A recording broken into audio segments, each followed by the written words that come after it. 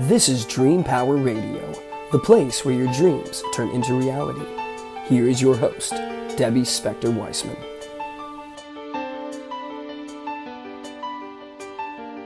Hello, and welcome to Dream Power Radio on the amazing Women and Men of Power Network, the world's leading positive programming network powered by Raven International.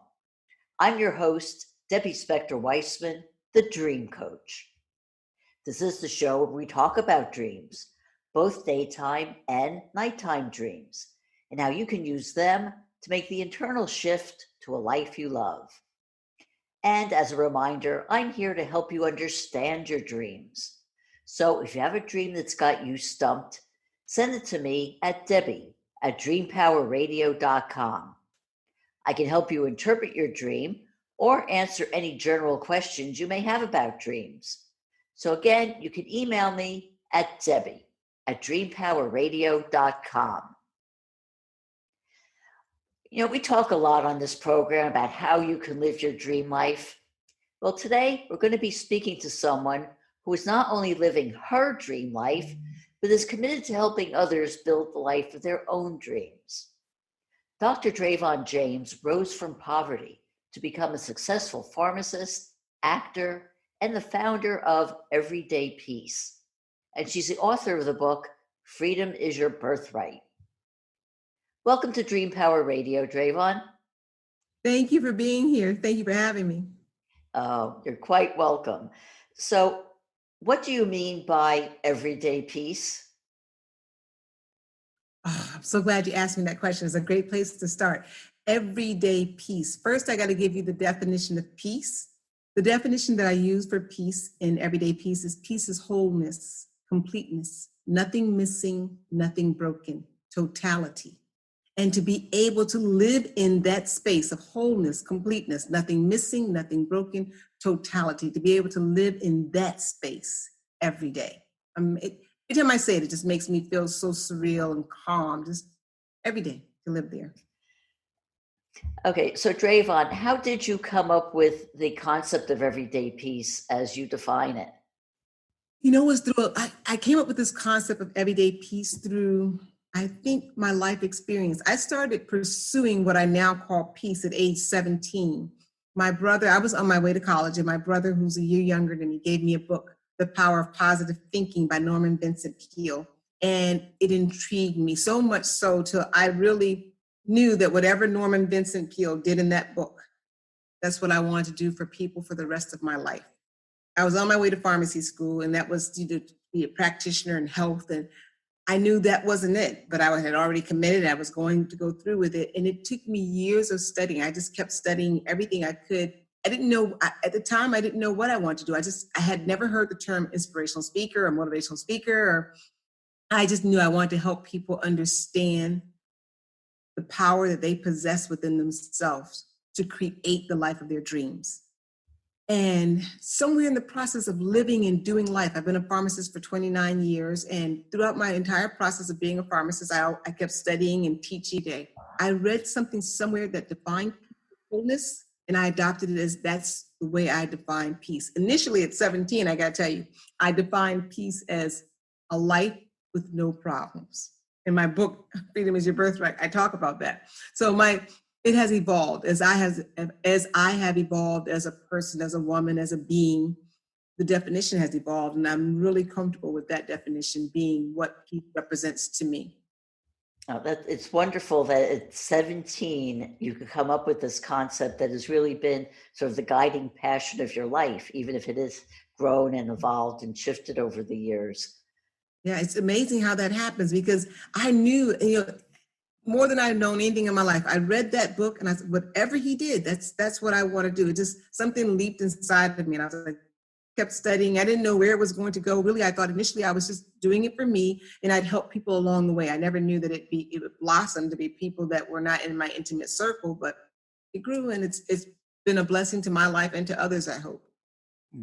Okay, so you have been working to help others, be the best people that they could be. So let's talk about something that everyone would consider a problem, and that's stress. Stress causes physical ailments, Sometimes it makes it hard to think. It keeps us from living the life of ease that we all want. And you have a formula on how to deal with stress. So can you tell me about that? Oh, I would love to. You know, stress is often said to be a killer, especially in the health profession.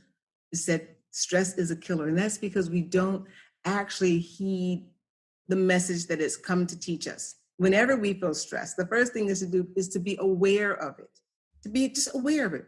I am feeling stressed in this moment, whatever this, not to try to power through it and say, oh, I can take one more thing. Acknowledge in that moment that I am stressed, right? Just that awareness brings the attention back to where it should be, on self. Because the first thing stress is going to tell you is that something is out of balance. That's our initial cue, that something is out of balance. You've got my attention, and this is a perfect opportunity for me to practice self-care, wellness practice.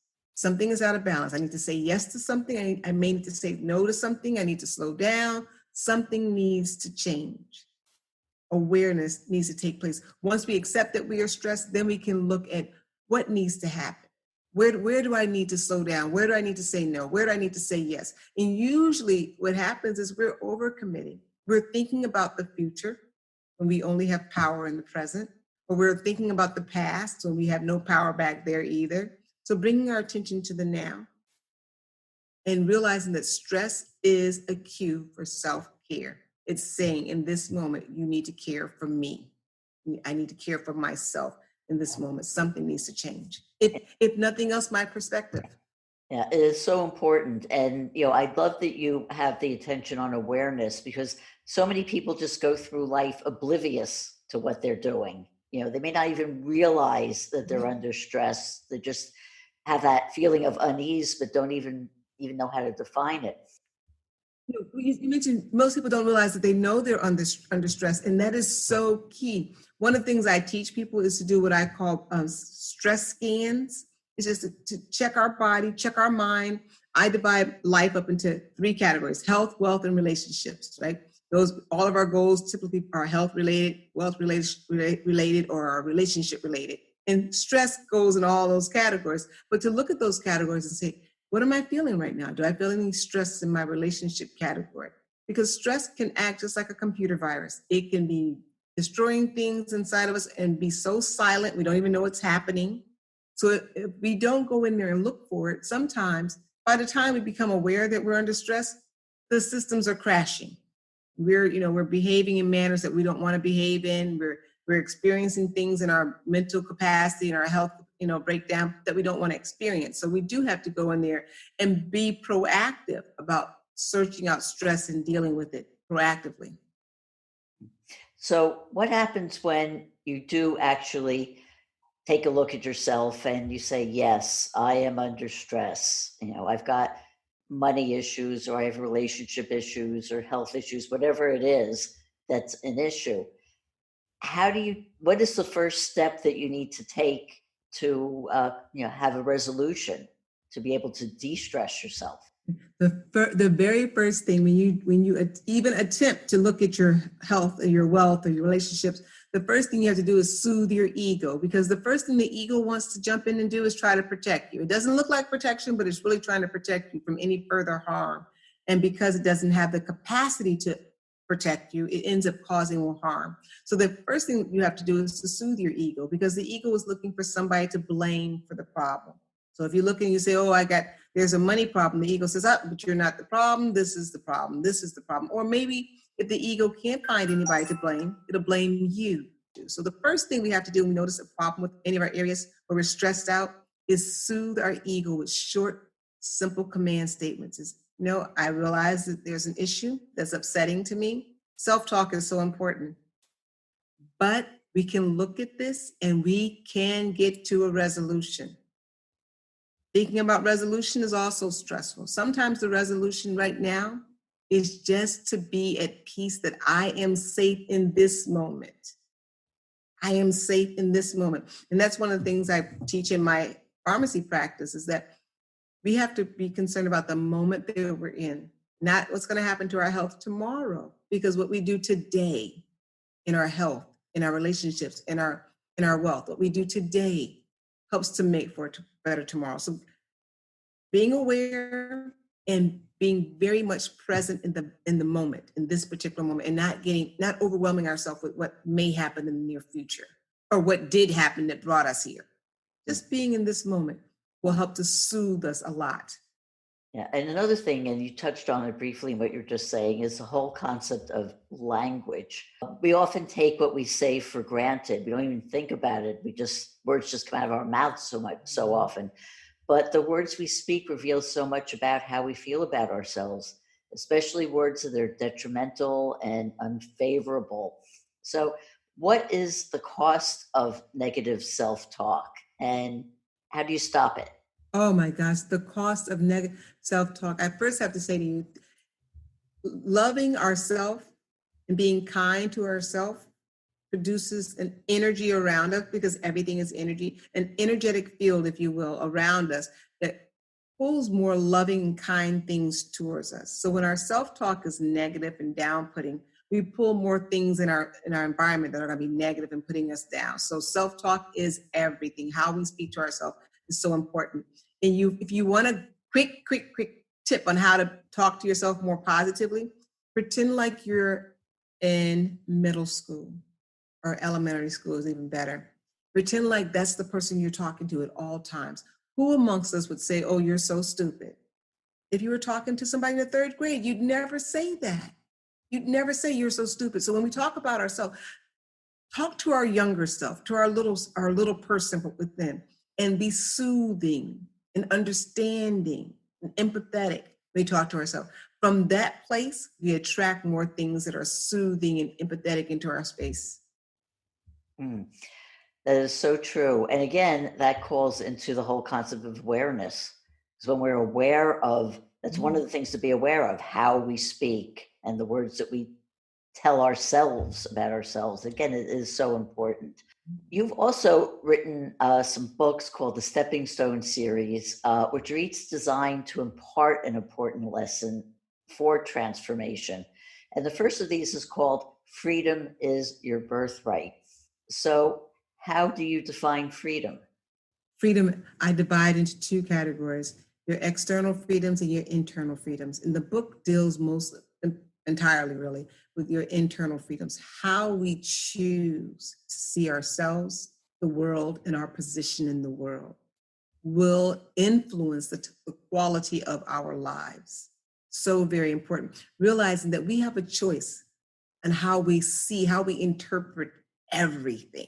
We do have a choice. We don't have a choice on what experiences we're going to have sometimes, right? Sometimes the most unfortunate things happen to the most lovely people. We can all agree that does happen sometimes. But how we interpret that, either this is going to be the event that causes you to learn and grow and become your best self, or this is going to be the event that breaks you and you'll never move beyond that. We are free to make that decision. So Freedom is Your Birthright is a tiny little book designed to help us understand how powerful we are in our position to make choices, and how important it is to own that position, to do just that, to make the choices that advance our lives in the direction that we want to go. I want to talk more about this, but it's time for a short break. We're talking with Dr. Dravon James on Dream Power Radio, and we'll be right back. What do Thomas Jefferson, Elias Howe, and Paul McCartney have in common? They all understood the value of dreams, and as a result, the ideas, inventions, and creations from their dreams affect us to this day. What great ideas are you leaving on your pillow at night? Sign up for a complimentary consultation at my website, thedreamcoach.net, and discover why your dreams are a terrible thing to waste. Welcome back to Dream Power Radio with your host, Debbie Spector-Weissman. Yes, and welcome back to Dream Power Radio. I'm your host, Debbie Spector-Weissman, and we're speaking with Dr. Dravon James about freedom and the ability to be the person that you need and want and deserve to be. So, Dravon, I want to ask you about something that we all deal with and is also as devastating as anything that we have to deal with, and that's the whole idea of fear. So talk to me about the role that fear takes in our lives. Yeah. Fear, false evidence appearing real, right? And we've all dealt with fear and continuously deal with fear. And this is the thing about fear. Even though we strive never to be fearful, right? That's the goal for a lot of people. There's always going to be something out there that the ego doesn't know about, a new experience, something that we can't quantify or describe. And those things make us fearful. Here is the deal about fear, though. We have to constantly remind ourselves, our little self, our ego, that we are safe. We are safe to, one, make the wrong decision. There's a lot of fear about that. People just so fearful that they'll make the wrong decision. And it's okay to make the decision that isn't the most profitable, because that's how we learn. That's how we absolutely learn. We learn one way that doesn't work, so we'll try another way that does work. Fearful of the unknown in relationships, another learning opportunity. I think the more that we relax, the more we'll enjoy life, the more we'll find there are less things to be fearful of. It's, again, freedom is a birthright. How do we approach the unknown as a wonderful opportunity to experience something new? And I'll tell you a really quick story. It's funny but sad. I met a man many, many years ago through a friend who was going through a divorce, very, very painful divorce that he was fighting, and he didn't want to go through this divorce. And one day in a conversation, he just was totally defeated. And he said to me, I've come to know that this divorce is going to happen.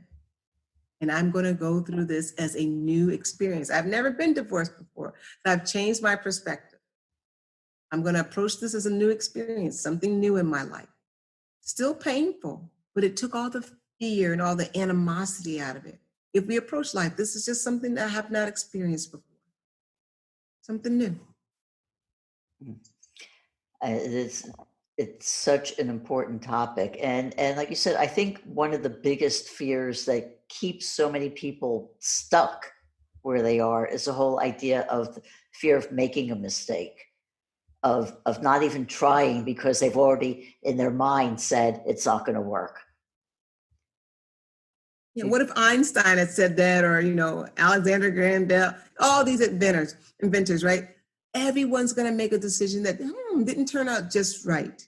But here's the great thing about that. We get tomorrow to make a new decision. And without those decisions that didn't turn out 100%, we'd never advance. It takes us putting our toe in the water and saying, even though I don't know the outcome, I'm willing to try. I'm willing to try. I'm willing to let go of shame, blame, and condemnation, because that's what we're afraid of. We're afraid of it will be shamed, will be blamed. Someone will condemn us for making the wrong decision. We have to let go of that and be at peace with ourselves, that this is part of the learning process. When we were little, we had to fall down to learn to walk. I'm sure if someone had told us, oh my gosh, there's something to be fearful in the falling. But we didn't know that. We were okay with falling and standing back up, and we need to take that type of approach throughout our entire life. I think it all goes back to that concept of false events appearing real, that we just build this story in our heads of what's going to happen that isn't true. So when we do that, how do we get rid of that? And even if the worst,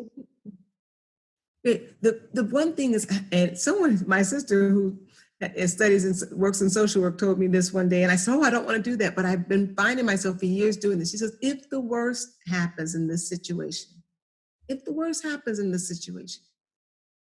what will that matter? If you lose your job, there'll be another job, right? People have survived divorce.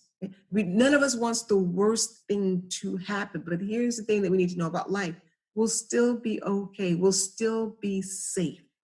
And that's fear is we're afraid at the end of the day we won't be safe. And each of us wants the same thing at the end of the day, is to know that no matter what we go through, no matter what hardships, no matter what trials and tribulations, no matter what we go through, at the end, we will be safe. And the answer to that is yes. At the end, you will be safe. You will be. We have to embrace that and say, in this moment, I am safe. Sometimes you have to take life one moment at a time. In this moment, I'm safe. Okay, 5 minutes later, oh my goodness, I'm still safe. I'm still okay. Yeah, it's a matter of keep telling yourself that until It's like the concept of fake it till you make it. It's you tell yourself it's going to be okay, it's going to be okay, and then all of a sudden your mind clicks and says, yes, it's going to be okay. And that is another way to I get. have a friend who's afraid to drive across bridges. And it's so funny. I was on the phone with her and she's driving across the bridge on the telephone. But she goes, I'm so afraid. I said, so, okay, you're on the bridge and you're still safe. And we talked. I said, are you still safe? Because I'm so scared, but are you still safe? And she got to the other side of the bridge. She got off the bridge. She goes, oh my gosh. I said, keep telling yourself on the drive coming back, I'm halfway through the bridge. I'm still safe. Oh my gosh, I'm 3/4 way through the bridge. I'm still safe. You'll get through it. You have to keep reminding yourself. I'm still safe. Because that's self-talk. The other self-talk is I'm so afraid. I'm so afraid. It's just self-talk. Whatever we tell ourselves, that's what is going to appear in our life. Mm-hmm. Do you think enough people take the time to really ask themselves what they really want? No, I do not think that a lot of people even are that aware of themselves to know what they really want.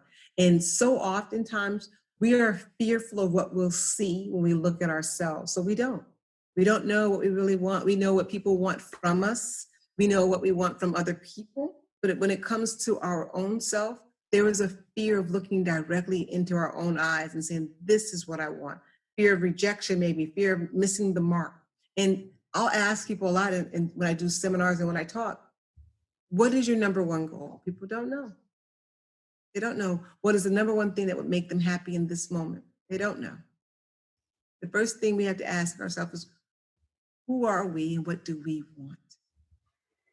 And sometimes people have an awful hard time coming up with an answer to that because they've never been compelled to think about it.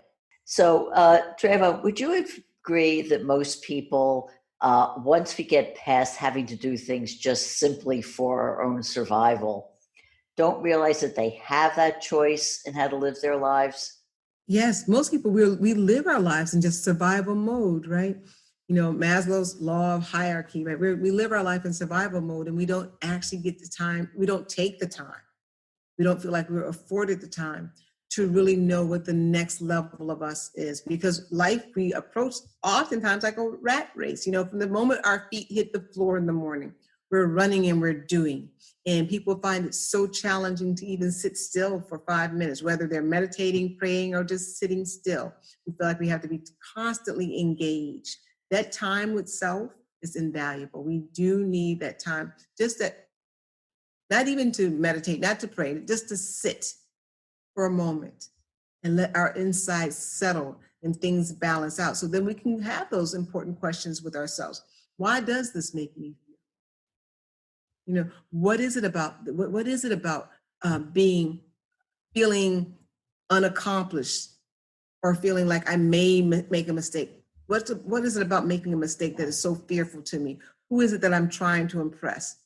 Those type of things. We have to ask those questions, but we don't give ourselves time in a day to do that because we're so busy. We don't think about what our next action or our next thought is going to produce. We just are on autopilot.